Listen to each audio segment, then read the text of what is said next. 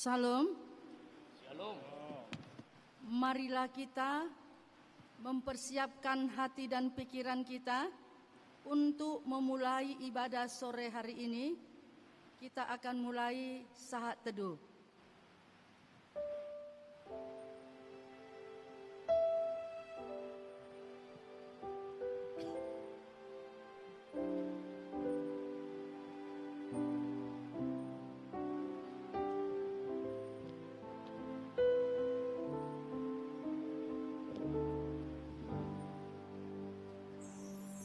Amin.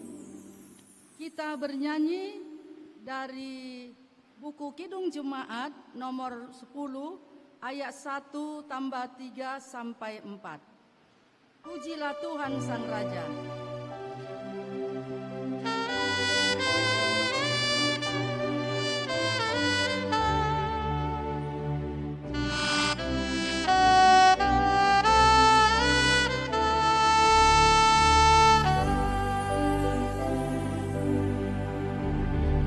Pujilah Tuhan Sang Raja yang Maha Mulia, segenap hati dan jiwaku, pujilah Dia.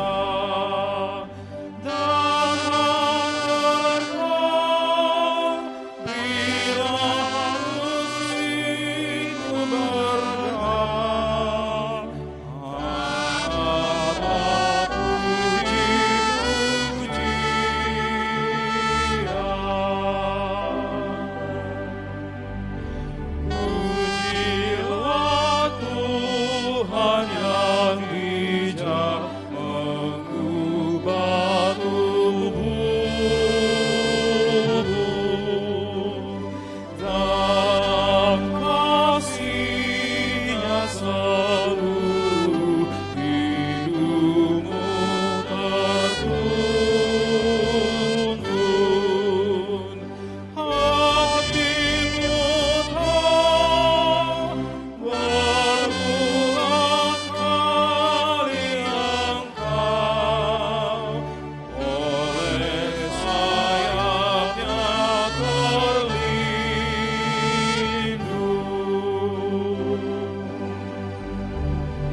Pujilah Tuhan yang dapat dan melakukan jauh melebihi doamu dan yang kau rindukan.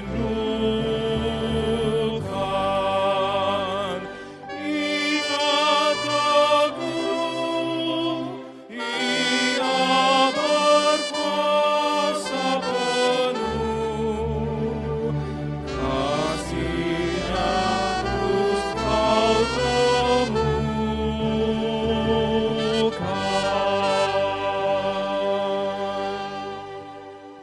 Di dalam nama Allah Bapa dan nama Anaknya Tuhan Yesus Kristus dan nama Roh Kudus, Halik langit dan bumi. Amin. Dari jauh Tuhan menampakkan diri kepadanya. Aku mengasihi engkau dengan kasih yang kekal. Sebab itu aku melanjutkan kasihku kepadamu. Haleluya.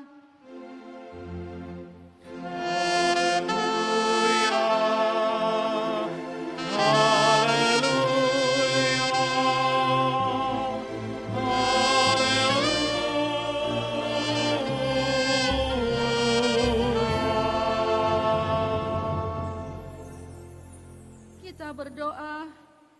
Ya Tuhan Allah yang Maha Kuasa, anugerahkanlah dan tumbuhkanlah iman yang sungguh di dalam hati kami. Teguhkanlah iman kami setiap hari untuk menghadapi beragam pencobaan. Ajarlah kami untuk mengasihi Engkau dan sesama kami, supaya hidup kami mencerminkan kebaikan dan rahmat-Mu yang besar. Berikanlah juga kepada kami pengharapan yang hidup, agar kami senantiasa bersukacita menantikan datangnya kerajaan-Mu dan melakukan kehendak-Mu dalam hidup kami sehari-hari. Di dalam nama anak-Mu, Yesus Kristus Tuhan kami. Amin.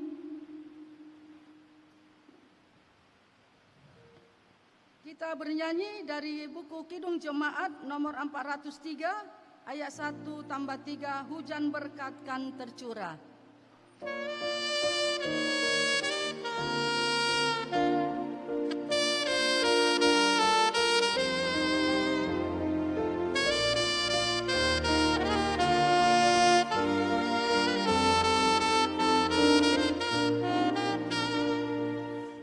Hujan berkat kan tercurah, itulah janji kudus. Hidup segar dari sorga kan diberi penebus. Hujan berkat-Mu, itu yang kami perlu. Sudah menetes berkat-Mu, biar tercurah penuh. Hujan berkat kan tercurah, kini kami berseru.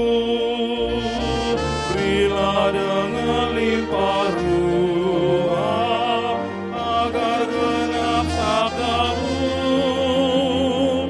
Hujan berkat-Mu, itu yang kami perlu.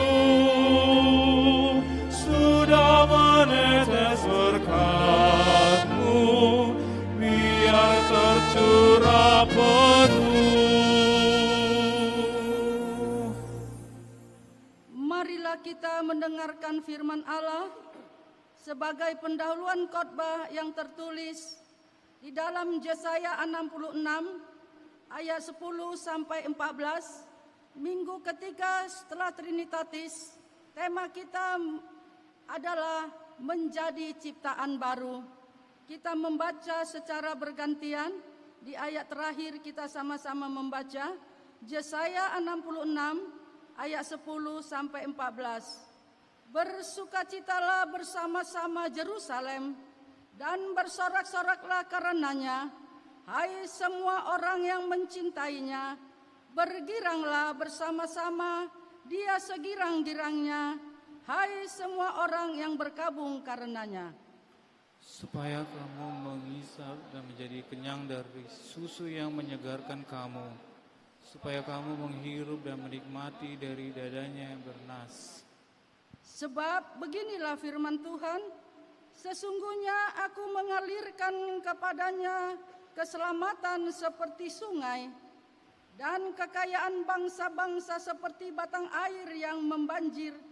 Kamu akan menyusu, akan digendong, akan dibelai-belai di pangkuan. Seperti seseorang yang dihibur ibunya, demikianlah aku ini akan menghibur kamu. Kamu akan dihibur di Yerusalem.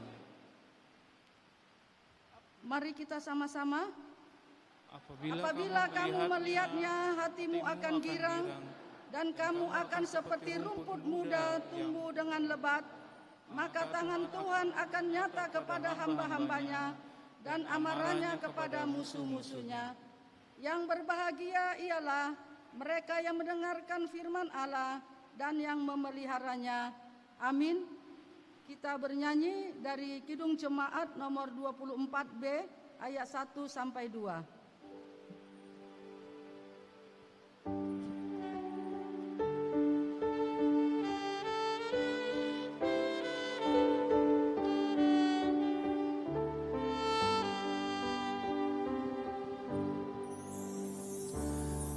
Dari lembah sengsaraku, ku berseru, ya Tuhan, dengarlah suara hamba-Mu, doaku pun kabulkan.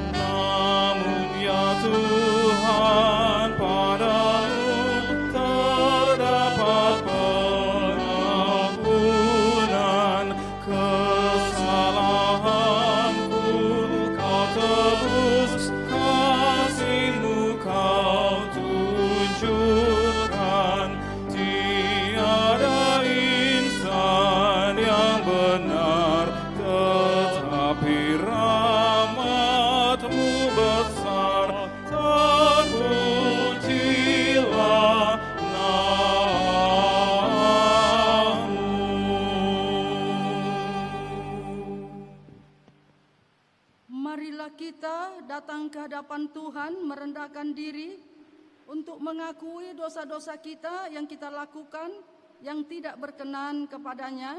Kita saat teduh.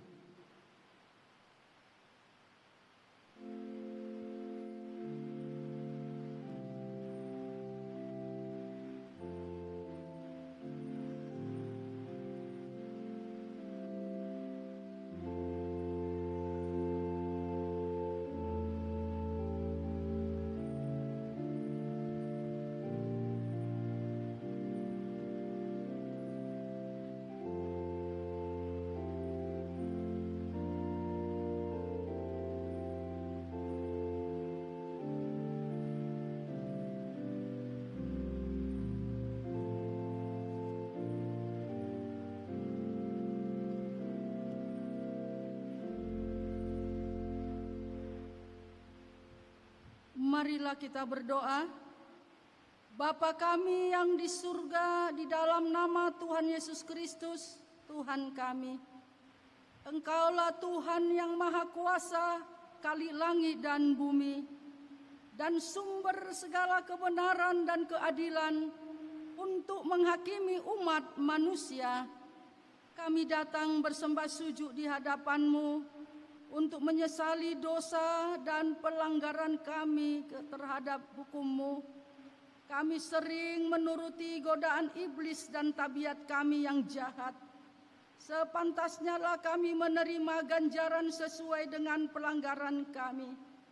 Tetapi kami telah sadar akan kejahatan kami, sehingga kami datang ke hadapan-Mu untuk menyerahkan diri dan menyesali segala dosa kami.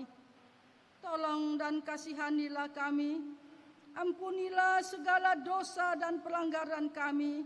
Ya Roh Kudus, terangilah hati kami dan teguhkanlah kami untuk melakukan apa yang berkenan kepadamu, sampai kami beroleh hidup yang kekal di dalam pengasihan Tuhan Yesus Kristus, Tuhan kami. Amin. Janji Tuhan tentang pengampunan dosa. Tuhan adalah penyayang dan pengasih, panjang sabar, dan berlimpah-limpah kasih setianya. Tidak dilakukannya kepada kita setimpal dengan kesalahan kita, seperti Bapa sayang kepada anak-anaknya. Demikianlah Tuhan sayang kepada orang-orang yang takut akan Dia. Segala kemuliaan bagi Allah di tempat yang maha tinggi. Amin. Kita bernyanyi dari buku perlengkap Kidung Jemaat nomor 227 ayat 1 sampai 2. Andaikan surya pagi tersembunyi.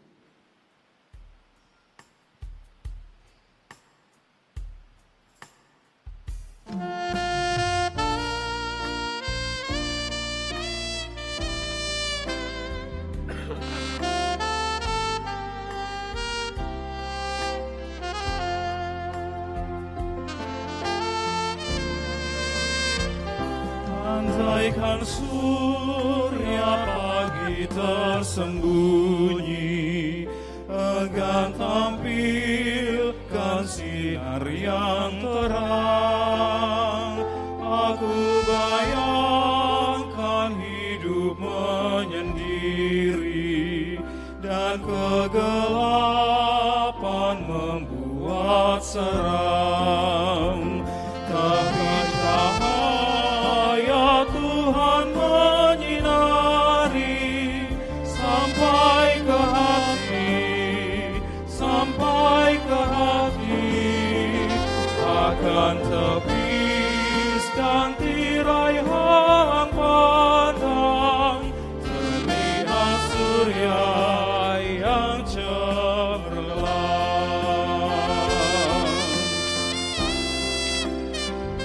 Aku abaikan hidup duniawi, karena itu pun anugerah.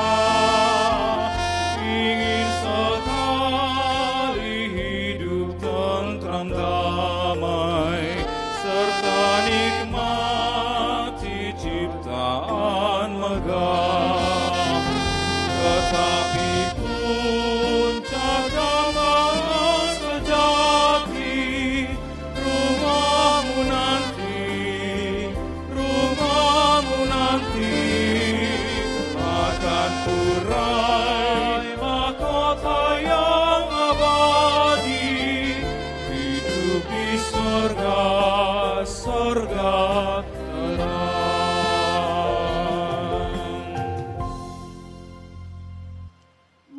Marilah kita mendengarkan hukum Tuhan sebagai petunjuk hidup baru dari hukum Taurat yang ke-9 sampai yang ke-10 dan maksudnya.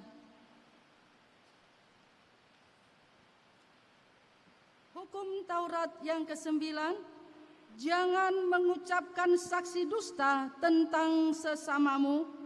Maksudnya adalah kita harus hormat dan kasih kepada Allah. Sebab itu jangan kita mendustai, mengkhianati ataupun menfitnah, maupun bersaksi dan berjanji palsu dan merendahkan martabat orang lain. Kita harus saling menopang dan menyatakan kejujuran, bahkan hanya menyaksikan kebaikan orang lain. Janganlah bersaksi atas perkara yang tidak jelas diketahui, sebab Tuhan menginginkan kita hidup sebagai orang yang dipercaya dalam hal sekecil maupun yang besar.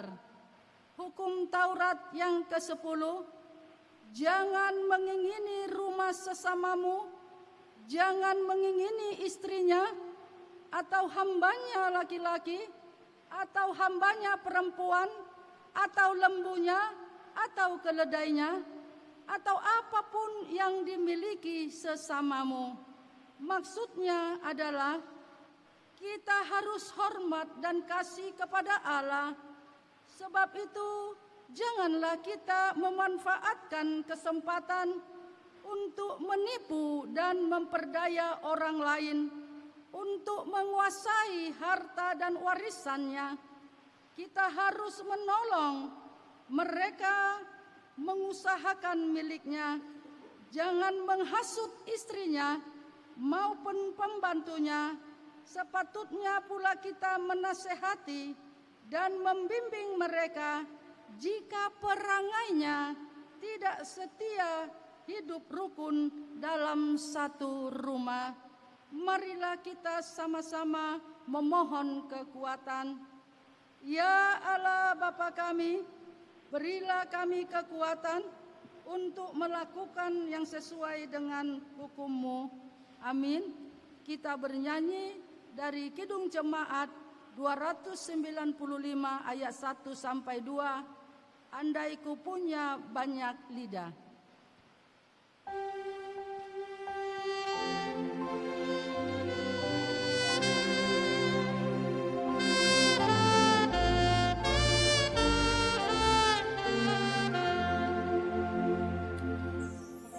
Andai ku punya banyak lidah dan punya suara yang besar, akan ku gubah mada insa dan ku menyanyi bergemar, memuji kasih Allahku yang dicurahkan padaku. Jangan diam hai jiwaku dan ragaku, bangunlah. Nyatakan kebenaran-Mu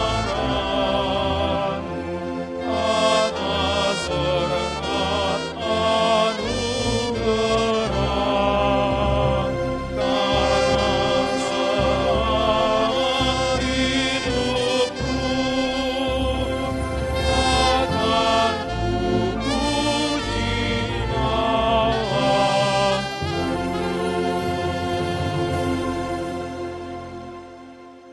Marilah kita bersaksi mengikrarkan pengakuan iman kita bersama jemaat pada segala abad di seluruh dunia ini.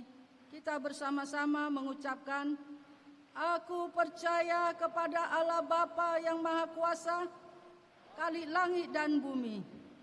Aku percaya kepada Yesus Kristus, Anaknya yang tunggal Tuhan kita, yang dikandung daripada Roh Kudus, lahir dari anak darah Maria, yang menderita di bawah pemerintahan Pontius Pilatus, disalibkan, mati dan dikuburkan, turun ke dalam kerajaan maut.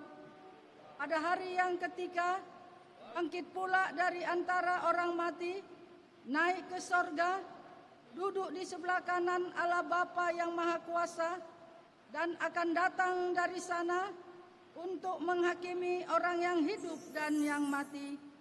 Aku percaya kepada Roh Kudus, gereja yang kudus dan am, persekutuan orang kudus, pengampunan dosa, kebangkitan daging, dan hidup yang kekal.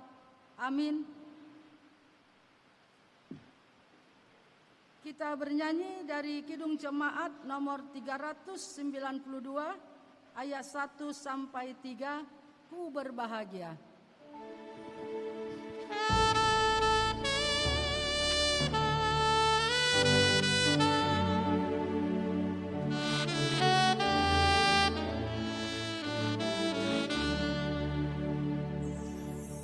Ku berbahagia, yakin teguh, Yesus abadi kepunyaanku. Aku warisnya, ku ditebus, ciptaan baru Roh Kudus. Aku bernyanyi bahagia, memuji Yesus selamanya.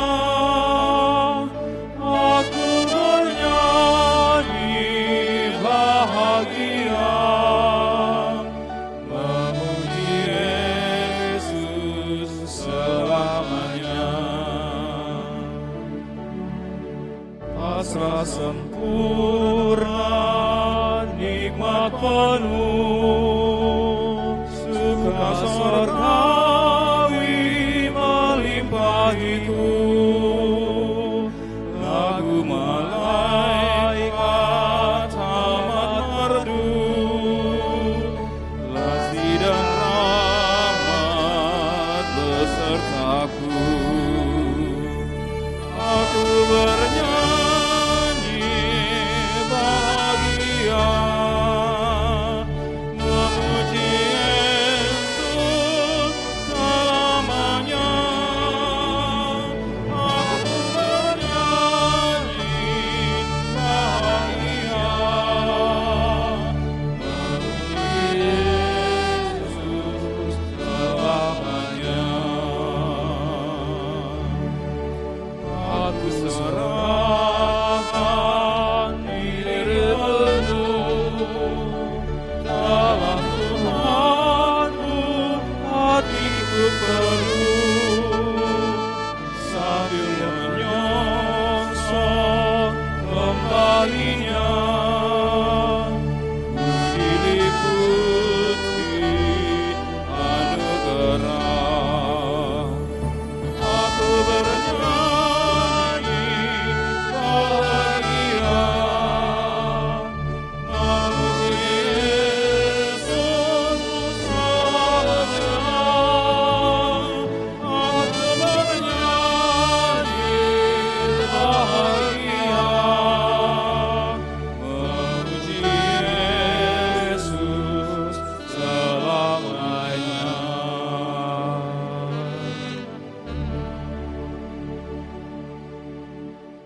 Kita berdoa. Bapa di dalam surga, dalam Tuhan Yesus Kristus, kami mohon pencurahan Roh Kudus atas kehidupan kami, supaya Roh Kudus itu yang membaharui akal, budi dan pikiran kami Tuhan, untuk mengerti kehendak Bapa di tengah-tengah kehidupan kami.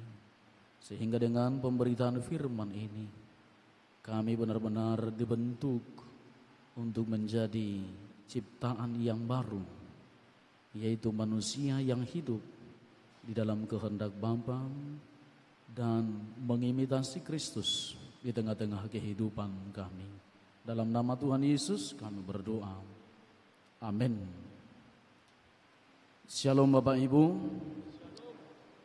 Bapak Ibu Saudara yang dikasihi dalam Tuhan Yesus Kristus. Firman Tuhan yang menyapa persekutuan kita pada saat ini tertulis dalam surat Paulus kepada jemaat di Galatia pasal yang ke-6 ayat yang ke-11 sampai dengan ayat yang ke-18. Saya akan bacakan untuk kita semua dengan tema menjadi ciptaan baru. Peringatan dan salam. Lihatlah bagaimana besarnya huruf-huruf yang kutulis kepadamu dengan tanganku sendiri. Mereka yang secara lahiriah suka menonjolkan diri. Merekalah yang berusaha memaksa kamu untuk bersunat hanya dengan maksud supaya mereka tidak dianiaya karena salib Kristus. Sebab mereka yang menyunatkan dirinya pun tidak memelihara hukum Taurat, tetapi mereka menghendaki supaya kamu menyunatkan diri agar mereka dapat bermegang atas keadaanmu yang lahiriah. Tetapi aku sekali-kali tidak mau bermegang selain dalam salib Tuhan kita Yesus Kristus, sebab olehnya dunia telah disalibkan bagiku dan aku bagi dunia. Sebab bersunat atau tidak bersunat tidak ada artinya, tetapi menjadi ciptaan baru itulah yang ada artinya. Dan semua orang yang memberi dirinya dipimpin oleh patokan ini, turunlah kiranya damai sejahtera dan rahmat. Turunlah kiranya damai sejahtera dan rahmat atas mereka dan atas Israel milik Allah. Selanjutnya, janganlah ada orang yang menyusahkan aku, karena pada tubuhku ada tanda-tanda milik Yesus. Kasih karunia Tuhan kita Yesus Kristus menyertai roh kamu, saudara-saudara. Amin. Demikian pembacaan firman Tuhan. Bapak Ibu yang dikasihi dalam Tuhan Yesus Kristus, jemaat Galatia adalah jemaat yang masih muda, yang masih gampang diombang-ambingkan oleh ajaran-ajaran yang baru, yang tampil dengan metodologi yang baru. Karena itu, dalam hal ini, ketika Paulus dan Barnabas melakukan penginjilan ke daerah Galatia, walaupun memang catatan-catatan mungkin bisa kita temukan lebih condong kepada Galatia Utara, namun yang kita lihat adalah setelah jemaat berdiri, maka tidak lama kemudian ada tantangan yang muncul pada jemaat Galatia tersebut. Tantangan yang muncul adalah adanya ajaran-ajaran palsu yang memalsukan ajaran-ajaran tentang keselamatan di dalam Yesus Kristus, yang hadir dan lahir dari orang-orang Jerusalem ataupun yang kita sebut dengan Yahudi. Lalu ajaran-ajaran tersebut yang menekankan bahwa Anda, siapapun yang mengikut Kristus, yang mengatakan diri dan menjadi pengikut Kristus atau Kristen yang kita sebut sekarang, haruslah melewati proselit Yahudi. Proselit Yahudi yang dimaksud adalah termasuk bagian dari ritual-ritual, kebiasaan-kebiasaan yang dilakukan oleh orang-orang Yahudi. Walaupun memang dalam teks yang kita baca saat ini itu lebih condong kepada masalah sunat atau tidak bersunat. Namun lebih daripada itu, sebenarnya dalam proselit Yahudi memahami bahwa ketika menjadi Kristen, mereka memahami dan menempatkan aturan pada saat itu bahwa mereka harus ikut dalam adat istiadat ataupun kebudayaan-kebudayaan orang Yahudi. Termasuk harus cuci tangan kalau makan, harus membasuh kaki kalau mau masuk ke rumah, dan lain sebagainya yang berhubungan dengan itu. Dan itu dianggap menjadi sebuah kebenaran, dianggap menjadi sebuah jalan atau praktik yang mencirikan bahwa seseorang itu telah disebut atau dinamai dengan anak Allah atau umat pilihan Allah sesuai dengan janji ataupun kebiasaan mereka pada zaman perjanjian lama.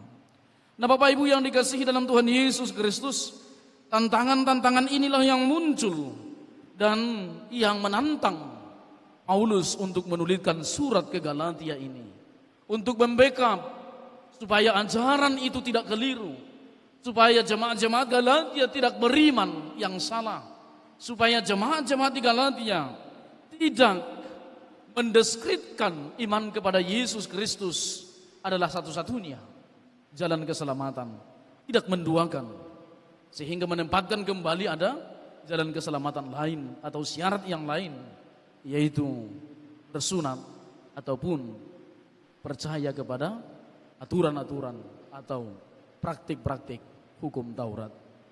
Nah, Bapak Ibu yang dikasihi, saudara yang dikasihi dalam Tuhan Yesus Kristus, mari kita lihat tentang hal ini yang menjadi latar belakang dari Galatia ini dituliskan. Inilah gaya hidup dan cara keberimanan orang Yahudi, cara keberagamaan orang Yahudi itu adalah cara yang hidup dalam hukum Taurat dan memandang hukum Taurat itu dengan cara yang harafiah dan kaku. Sehingga segala sesuatunya tegang. Sehingga segala sesuatu dalam budaya Yahudi, dalam keberagamaan Yahudi itu sensitif. Itu makanya ketika Yesus datang, mereka sensitif melihat Yesus karena ada di sana soal untung dan rugi. Ada soal di sana terhormat dan tidak terhormat, populer dan tidak populer. Lalu yang kita lihat ketika keberagamaan Yahudi ini yang menjadi gaya hidup kita, maka keberagamaan Yahudi ini akan membentuk kita menjadi Kristen yang hidupnya statis atau tidak bergerak, tidak maju, namun kaku.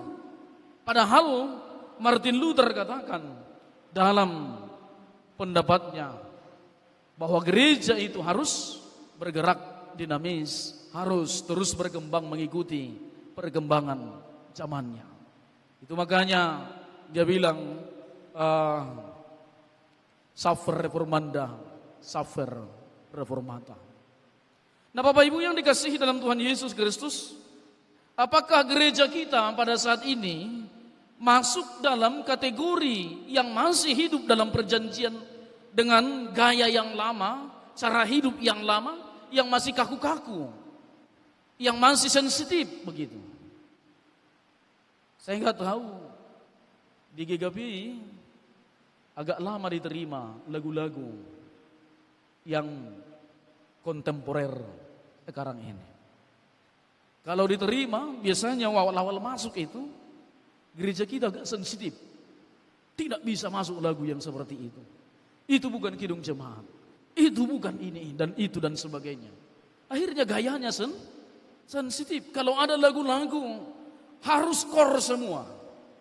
Tidak boleh menampilkan vokal-vokal grup. Itu lama diterima vokal grup masuk ke dalam ranah gereja di tengah-tengah persekutuan. Karena kita kaku. Kadang kita beriman seperti orang Yahudi ini. Kadang kita beragama seperti orang Yahudi ini, nggak ada bedanya. Sensitif. Ketika ada perubahan yang dilakukan langsung sensitif bawaannya. Bawaannya mau perang terus. Bawaannya selalu ingin gontok-gontokan terus begitu. Saya nggak tahu keberagamaan kita Bapak Ibu masih di standar itukah? Atau kita sudah berubah dengan cara hidup yang baru tadi? Nah, Bapak Ibu yang dikasihi dalam Tuhan Yesus Kristus, persoalan antara sunat yang menjadi perdebatan bagi orang-orang Yahudi yang sudah menjadi Kristen dan memaksakan itu supaya menjadi aturan yang baku. Kebiasaan-kebiasaan yang mereka lakukan itu mau dipaksakan menjadi sebuah kebenaran dalam kehidupan. Kan cenderung begitu ya, apa yang biasa kita kerjakan, kita anggap itu menjadi kebenaran.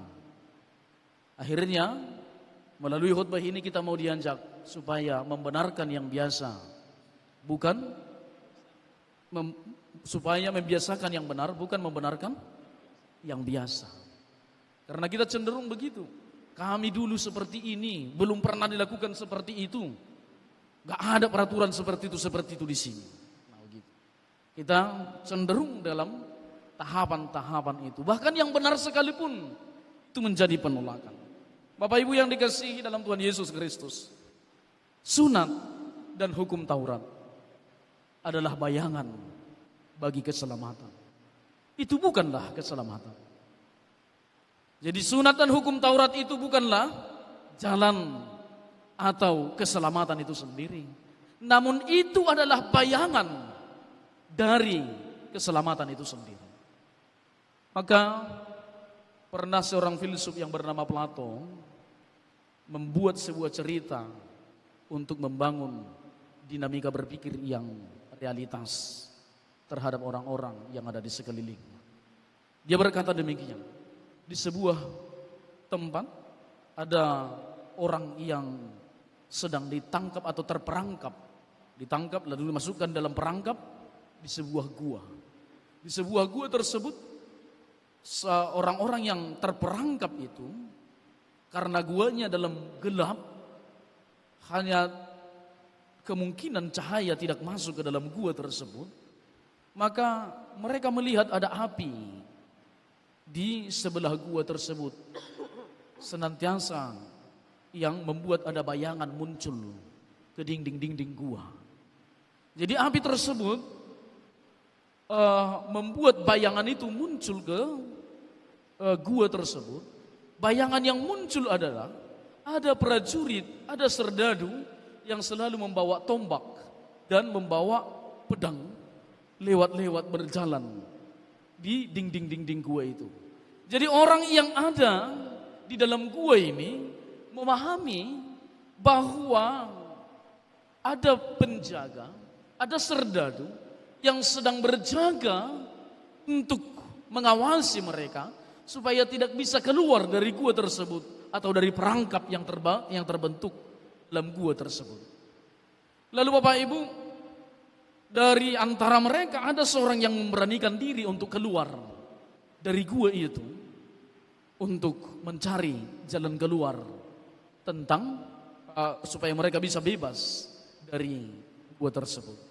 Lalu ketika seseorang ini keluar dari gua, lalu dia pergi melihat api yang sudah mendekat itu. Dia melihat bahwa ketika dia mendekati api itu ternyata tidak ada orang yang berjaga di situ.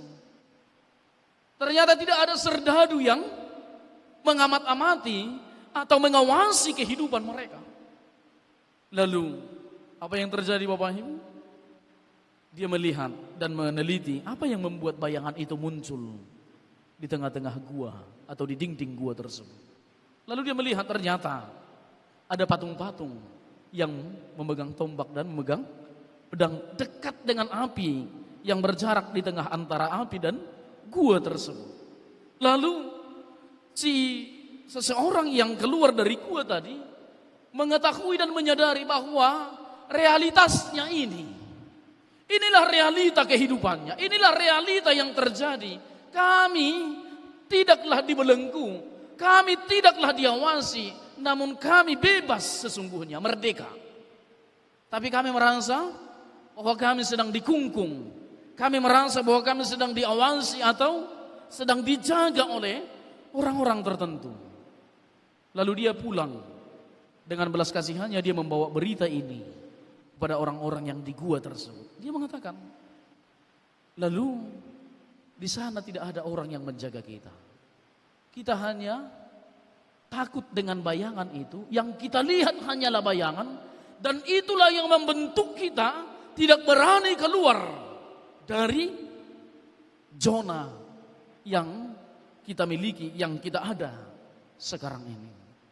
Nah Bapak Ibu yang dikasihi, apa yang terjadi ketika seseorang ini membawa berita itu?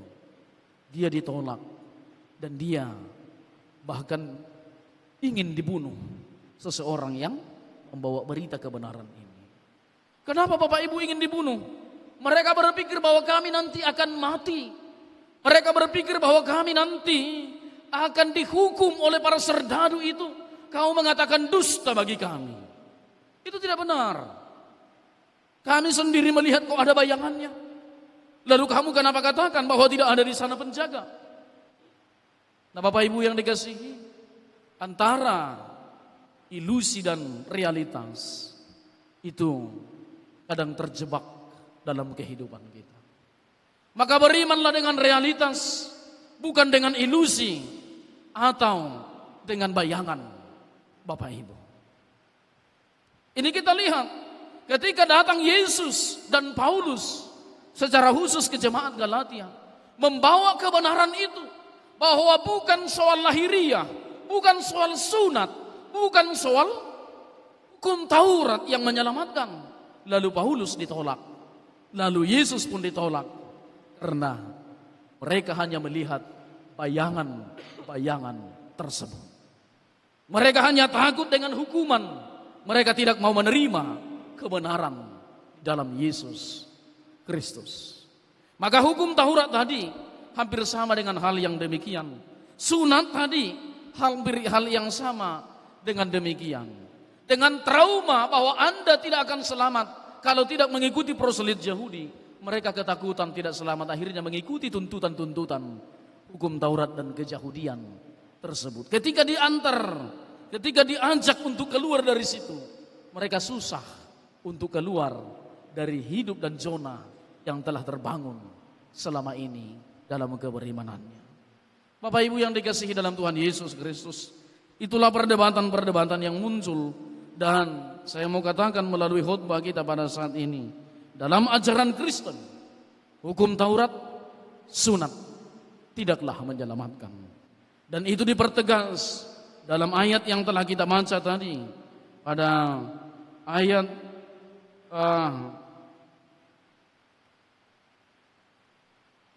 15, sebab bersunat atau tidak bersunat tidak ada artinya, tetapi menjadi ciptaan baru itulah yang ada artinya. Jadi bersunat atau tidak bersunat tidak berarti. Walaupun Bapak Ibu tidak dilarang untuk bersunat. Secara kesehatan Bapak Ibu bisa bersunat atau melakukan khitanan.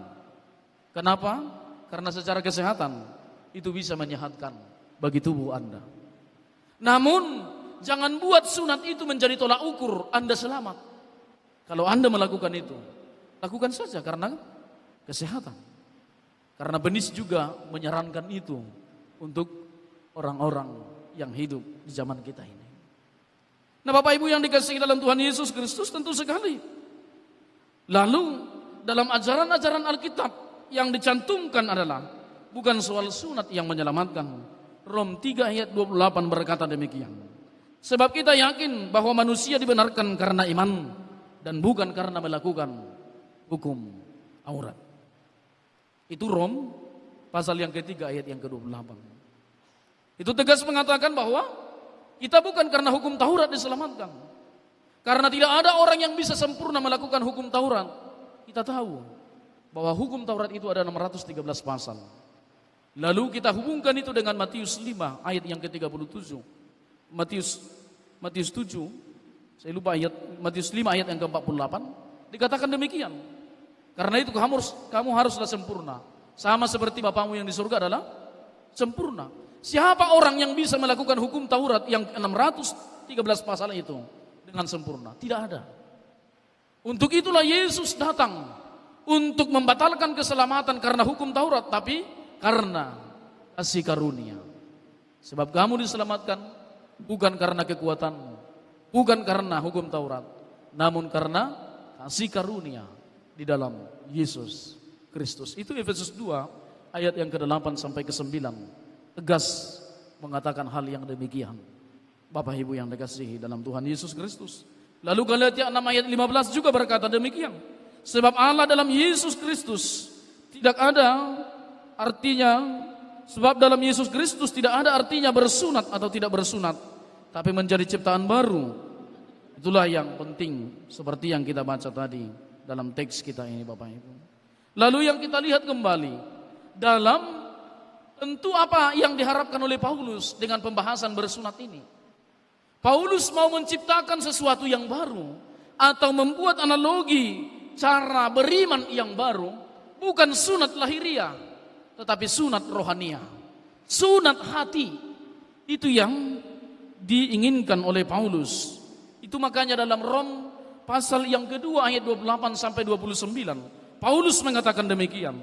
Sebab yang disebut Yahudi bukanlah orang yang lahiriah Yahudi, dan yang disebut sunat bukanlah sunat yang dilangsungkan secara lahiriah. Tetapi orang Yahudi yang sejati ialah dia yang tidak nampak keyahudiannya, dan sunat ialah sunat di dalam hati, secara rohani, bukan secara hurufiah. Maka pujian baginya datang bukan dari manusia, melainkan dari Allah. Paulus mengatakan, kamu percuma bersunat kalau toh juga maling, kalau toh juga berzina, kalau toh juga melakukan hal-hal yang tidak berkenan bagi Tuhan. Percuma mengatakan bersunat. Kamu bersunat mengatakan dirimu adalah orang-orang yang dipilih oleh Tuhan, namun kamu adalah orang-orang yang hidup dengan kedurjanaan, hidup dengan kemunafikan.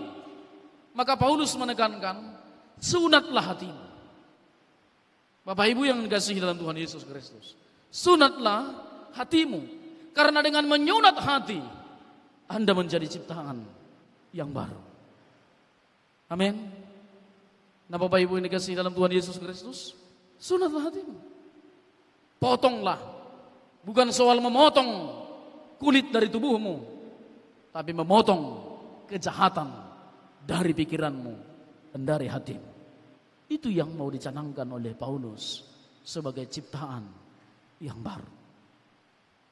Nah, Bapak Ibu yang dikasihi dalam Tuhan Yesus Kristus, Paulus mau menekankan, janganlah beragama hanya dengan cara-cara lahiriah. Janganlah beragama hanya dengan bentuk-bentuk ritus. Kita kan terlalu cinta dengan ritus, tidak cinta dengan realitas. Makanya kita lebih mengaturkan tentang bagaimana pola-pola ataupun alat-alat yang kita gunakan dalam peribadahan, tapi kita tidak hidup dalam ibadah yang sebenarnya.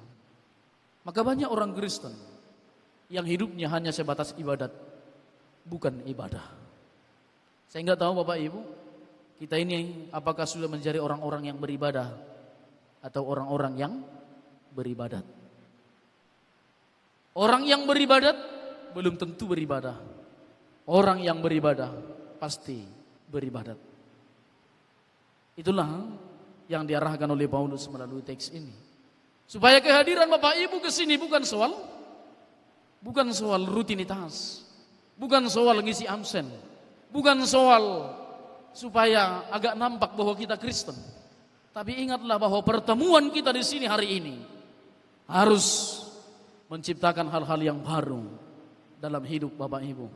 Harus membuat kita menjadi ciptaan baru yang hidup dalam iman yang sesungguhnya. Lalu dengan tegas Paulus mengkritik hal ini Bapak Ibu dalam kitab Efesus. Dalam ajaran Paulus ini, bahwa manusia yang baru itu adalah manusia yang dibaharui dalam roh dan pikiran. Itu kita baca dalam Efesus 4 ayat yang ketiga 23 sampai dengan 32. Paulus menekankan manusia yang baru itu demikian. Dibaharui dalam roh dan pikiran, mengenakan kekudusan, membuang dusta dan berkata yang benar, memberi ruang pengampunan, tidak pemarah. Lalu tidak memberikan kesempatan pada iblis, tidak mencuri namun bekerja, berbelas kasih, tidak berkata kotor namun membuat kata-kata yang membangun, tidak mendukakan Roh Kudus, membuang segala kepahitan, kegeraman, pertikaian dan fitnah, ramah dan saling mengampuni. Itulah manusia yang baru dalam ajaran Paulus. Maka yang dirindukan bukan soal ritusnya, Tapi realitasnya tadi, apakah benar sunat yang kita kerjakan dalam hati kita itu sudah benar-benar menyunat hati kita dari segala kejahatan, dari segala kekurangan Bapak Ibu. Kalau masih hidup dalam fitnahan, hidup dalam kedengkian, hidup dalam keirian, hidup dalam kesombongan, berarti kita belum menyunat hati. Kita belum masuk dalam golongan ciptaan yang baru. Nah, hari ini Bapak Ibu yang kedua, dalam khotbah kita di minggu sore hari ini, dikatakan dalam ajaran Paulus ini yang tentang hidup yang baru ini. Maka diarahkan bahwa ketika kita menjadi hidup yang baru, hidup kita harus terarah atau menghadap kepada salib Kristus. Itu makanya kita baca. Kalau kita baca tadi di ayat yang telah kita bacakan tadi, tetapi aku sekali-sekali mau bermegah selain dalam salib Tuhan kita Yesus Kristus, sebab olehnya dunia telah disalibkan bagiku dan aku bagi dunia. Lalu keberimanan kita harus memandang kepada salib Kristus. Pusat daripada keberimanan kita harus kepada salib Kristus, karena disitulah kematian dan dosa diselesaikan oleh Yesus Kristus. Tetapi bukan hanya dosa dan kematian itu yang diselesaikan. Tetapi ketika Bapak Ibu punya beban yang berat, ketika saudara mengalami pergumulan yang begitu menerpa kehidupan, pandanglah salib Kristus, maka Anda akan menemukan jalan keluar. Pandanglah salib Yesus, karena di sana ada keselamatan di hidup yang akan datang dan hidup masa kini. Jadi Yesus itu tidak hadir hanya untuk yang akan datang, tetapi untuk masa kini. Yesus juga hadir. Dalam salib itu kita memandang Yesus Kristus. Maka seberat apapun pergumulan, cobalah bersilah, duduk di bawah kaki salib dan berdoa kepada Tuhan, mengarahkan diri pada salib Yesus Kristus. Maka dengan sendirinya Roh Kudus akan menuntun saudara, berbicara kepada saudara tentang hal-hal apa, jalan yang mana, keputusan yang mana yang harus kita ambil agar kita mengalami kelegaan dalam kehidupan kita. Ketika Bapak Ibu memandang salib Kristus, maka bukan berarti tidak ada penderitaan. Tetapi ketika memandang salib Kristus, kita melihat bahwa kematian sekalipun tidak dapat mengakhiri iman orang yang percaya. Karena di situ Yesus disalibkan. Dan kematian sekalipun bisa Tuhan pakai untuk sukacita bagi orang yang percaya. Pernahkah kita berpikir ketika ada satu orang dari antara keluarga bahwa itu adalah jalan Tuhan untuk melakukan yang terbaik bagi keluarga itu? Atau kita hanya memandang itu sebagai duka atau hukuman? Menutup khotbah ini saya mengambil ilustrasinya begini Bapak Ibu. Yesus bisa menggunakan segala hal dalam kehidupan kita. Maka pandanglah Yesus dalam segala pergumulan. Ada keluarga yang pernah tempat saya melayani dulunya. Sebuah keluarga ini hidup dengan ekonomi yang lumayan mapan sebenarnya dalam taraf kampung itu. Bukan mapan dalam taraf kota ya. Tapi di kampung itu sudah bolehlah diperhitungkan ekonominya. Tapi yang bekerja selama ini hanya si bapak. Hanya orang tuanya ini. Lalu si orang tua ini, bapaknya ini sudah berumur waktu itu 40 tahun. Lalu ada anak-anaknya yang sudah SMA, ada yang kelas 1 SMA, ada yang masih SD. Anak mereka waktu itu ada 5 orang. Lalu dengan keadaan ini anak-anak ini menjadi spoil Bapak Ibu. Karena bapaknya memanjakan, akhirnya anak-anak ini tidak mandiri dan tidak berani berjuang dalam kehidupan. Lalu si ibu ini sering-sering pingsan. Dikit-dikit pingsan dan sering dibawa ke rumah sakit, bolak-balik ke rumah sakit, penyakitnya enggak sembuh-sembuh. Lalu Bapak Ibu yang dikasihi dalam Tuhan Yesus Kristus, karena si suami ini terlalu sayang dengan istri, si istri ini enggak pernah dibawa kerja ke ladang. Karena di sana kan berladang begitu. Lalu suatu ketika Bapak Ibu tanpa sepengetahuan, tanpa kesadaran kita, bapak ini tiba-tiba meninggal dunia. Memang diagnosa waktu itu pecah pembuluh darah. Namun Bapak Ibu, apa yang terjadi bagi keluarga itu? Keluarga itu bahkan goyang imannya di dalam Tuhan. Mereka berkata, Tuhan tidak adil karena bapak kami yang masih muda harus meninggal dan itu adalah tulang punggung bagi kami. Kami mau kemana? Anak-anak kami masih kecil, Tuhan mengambil ini. Apa yang akan terjadi kepada kehidupan kami nantinya? Tapi apa yang terjadi Bapak Ibu? Mereka menggerutu kepada Tuhan. Tapi dalam khotbah itu saya katakan, apapun yang Tuhan lakukan, semuanya mendatangkan kebaikan. Amin. Apapun persoalanmu ketika memandang salib Kristus, katakan bahwa di sana ada kebaikan yang Tuhan titipkan walaupun segelintir kebaikan yang mungkin kita pandang.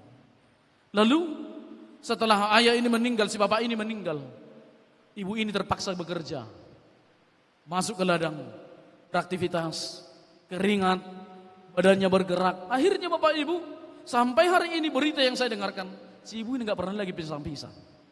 Dia menjadi sehat. Tuhan menolong dia dengan mengambil orang yang membuat dia nyaman selama ini di tengah-tengah kehidupannya. Lalu ada yang kedua. Untuk anak-anaknya apa yang terjadi? Anak-anak ini yang tidak bisa mencuci piring, yang tidak bisa beraktivitas dalam kehidupan rumah tangga, bahkan hanya makan pun harus disajikan semua. Setelah ayah ini diambil, mau tidak mau, mereka harus turun tangan membantu ibunya dan menjadi mandiri, tidak cengeng lagi, tidak menjadi spoil lagi. Mereka berhasil dan hari ini anak-anaknya sudah berhasil Bapak Ibu. Dan kita sudah ketemu dengan anak-anaknya, sering datang ke rumah di Medan ini, kita jumpa begitu.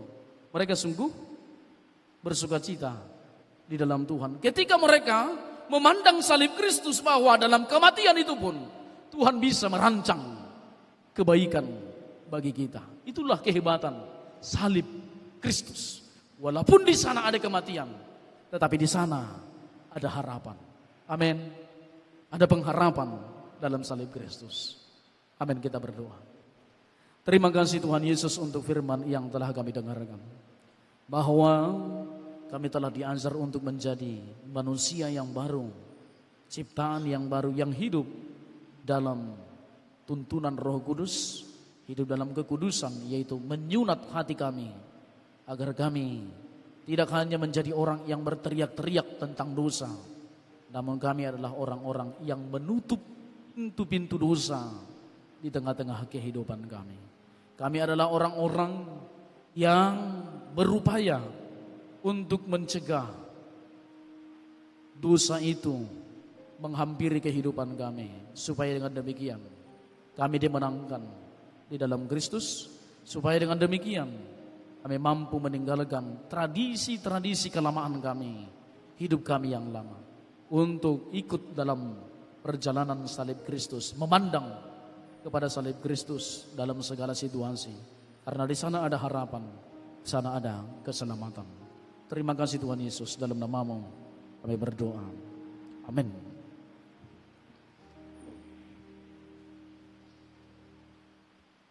Kita lanjutkan acara kita bernyanyi dari Penambahan Kitab Jemaat nomor 199 ayat 1 sampai dengan ayat 2. Dulu ku tertindih dosa. Informasi sebelum nyanyi, ada informasi saya sampaikan, nanti kita lanjutkan.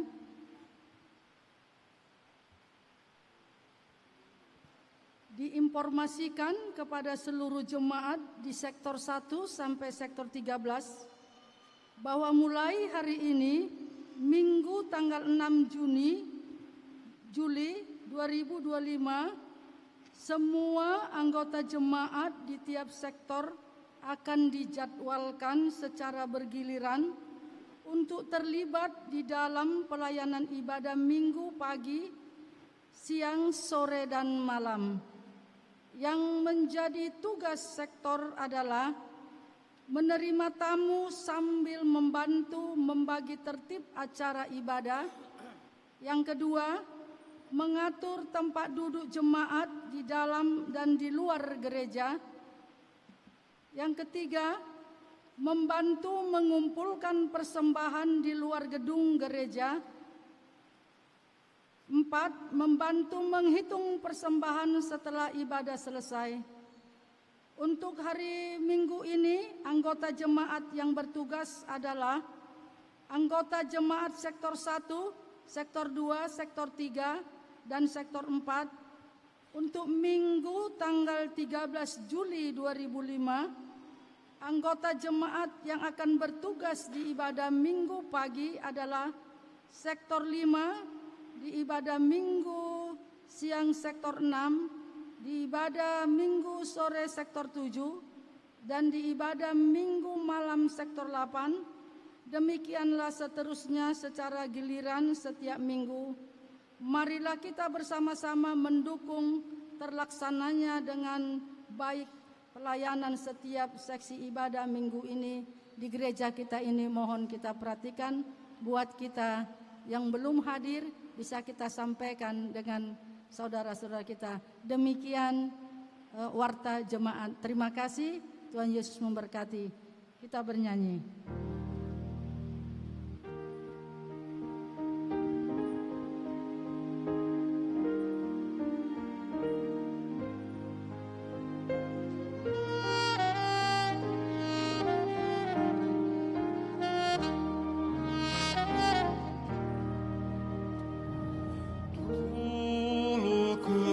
Tertindih dosa, oleh malu terbeban.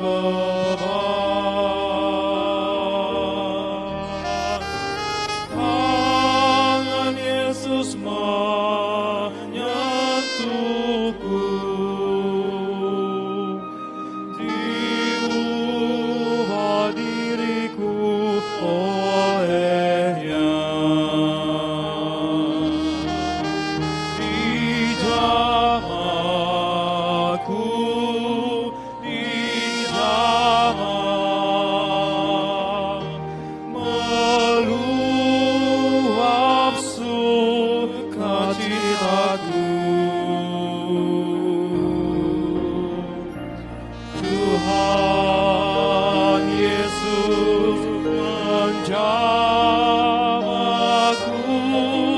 diriku ciptaan baru. Saat ku terima Yesus,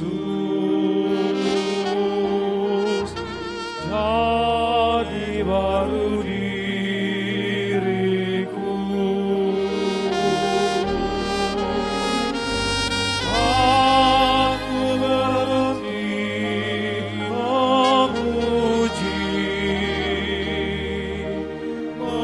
memuji Dia selamanya. Dijamaku, dijamah, meluap sukacitaku.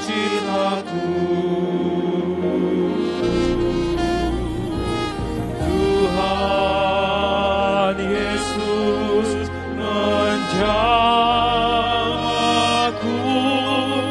diriku ciptaan baru.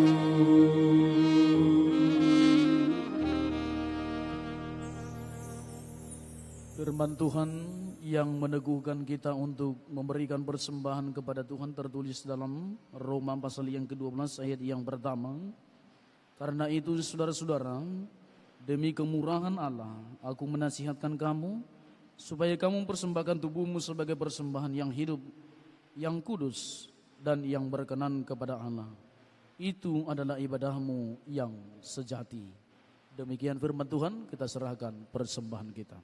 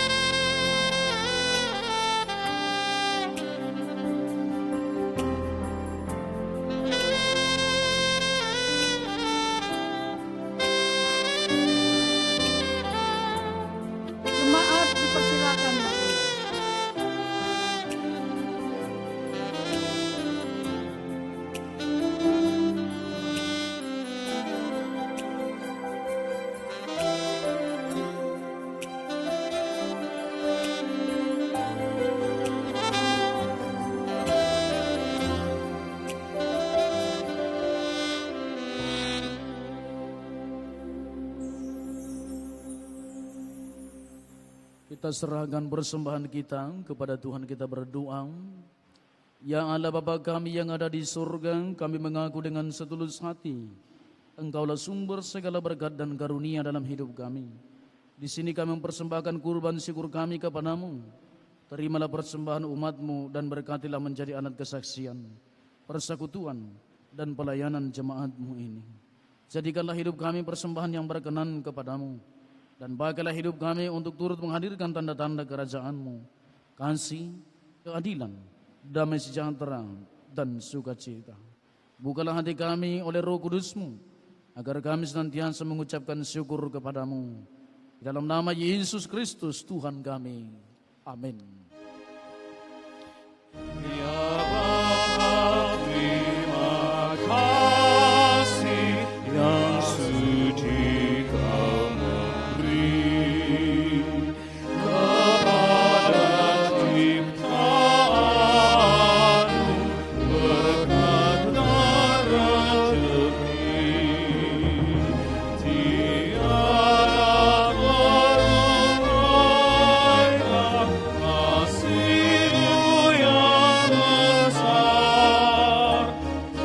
Terpujilah Kau Bapa, Rama Hidat Jabar. Apapun yang baik selamatkan orang, dan karena itu pujilah kasih-Nya yang besar. Bapa kami yang di surga, dikuduskanlah nama-Mu. Datanglah kerajaan-Mu, jadilah kehendak-Mu di bumi seperti di surga. Berikanlah kami pada hari ini makanan kami yang secukupnya, dan ampunilah kami akan kesalahan kami, seperti kami juga mengampuni orang yang bersalah kepada kami. Dan janganlah membawa kami ke dalam pencobaan, tetapi lepaskanlah kami dari yang jahat.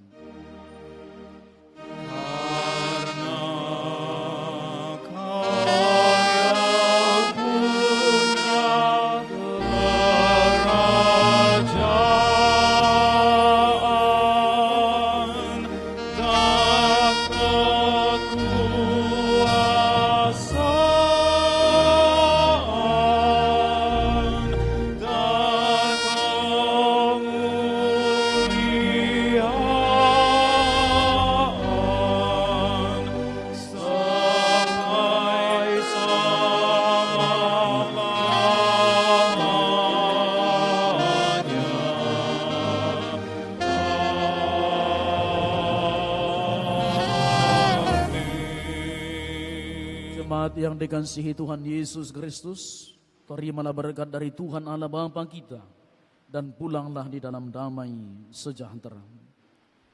Tuhan memberkati engkau dan melindungi engkau. Tuhan menyinari engkau dengan wajah-Nya dan memberi engkau kasih karunia. Tuhan menghadapkan wajah-Nya kepadamu dan memberi engkau damai sejahtera.